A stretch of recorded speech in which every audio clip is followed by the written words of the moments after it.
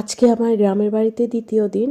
আর দ্বিতীয় দিনটা কিভাবে কাটালাম সেটাই তোমাদের সাথে আজকে শেয়ার করব। হ্যালো এভরিওয়ান, আসসালামু আলাইকুম। তোমরা কেমন আছো? আমি আলহামদুলিল্লাহ ভালো আছি।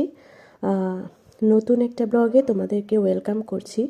আজকে একটু সকাল সকাল উঠে একা একাই হাঁটতে বের হয়েছি। আর খুব বেশি দূরে যাইনি, জাস্ট আমাদের বাড়ির আশেপাশে মানে আমাদের পুকুর ঘাট পর্যন্তই একটু হেঁটে আসলাম, কারণ সবাই গভীর ঘুমে আর কাউকে জাগানোর আসলে কোনো ইয়ে ছিল না, মানে সবাই এত ঘুমে যে আর জাগানোই হয়নি। তো ভাবলাম যে আমি নিজে নিজে একটু হেঁটে আসি যতদূর পারি। আর অলরেডি হাঁটতে হাঁটতে না সূর্য উঠে গেছে। আর সকালবেলার মুহূর্তটা এত সুন্দর, কি বলবো, এক কথায় বোঝানো যাবে না। তো আমার কাছে এত ভালো লাগছিল। আর আমাদের বাড়িটা দেখো কি সুন্দর, তাই না?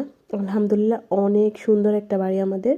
যাই হোক, আরেকদিন তোমাদের সাথে ফুল বাড়ি আমি শেয়ার করব। তো একটু হেঁটে এসেই দেখলাম যে কিচেনে মানে পাকঘরে অলরেডি সকালের নাস্তাটা রেডি হয়ে যাচ্ছে।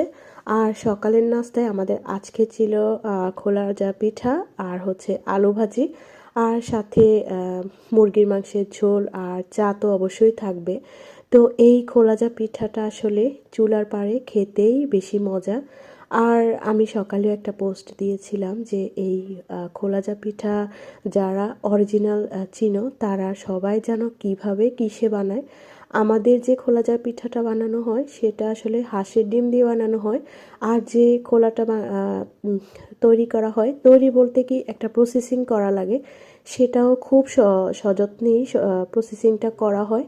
আর এটার যে জালিটা উঠে এত সুন্দর, খেতে যেমন মজা আর বানানো অনেকটা সহজ হলেও সবার হাতে কিন্তু এই খোলাজা পিঠা হয় না। যেমন আমার হাতে কিন্তু এই খোলাজা পিঠা খুব একটা ভালো হয় না। যাই হোক, আলহামদুলিল্লাহ সুন্দর একটা নাস্তা করে দেখলাম যে আব্বু বাজার করে নিয়ে এসেছে অ্যাজ ইউজুয়াল দেশীয় সব মাছ বাজার ঘাট।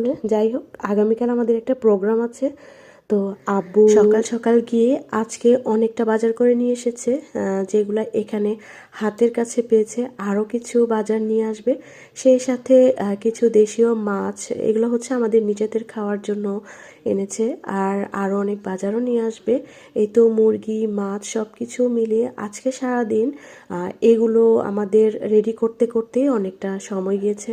আমাদের আরও ছিল, খালারা ছিল, মামিরা ছিল, সবাই মিলে আমরা একসাথে আজকে সারা দিনের কাজ করেছি। যেহেতু আজকে আগামীকাল ইনশাল্লাহ বড় একটা প্রোগ্রাম আছে, মানে আমাদের বাড়িতে একটা দাওয়াতের অ্যারেঞ্জ করা হয়েছে, সেজন্যই আমরা সবাই অনেক ব্যস্তই ছিলাম। সেই সাথে দুপুরে রান্নাবান্নাও চলেছিল।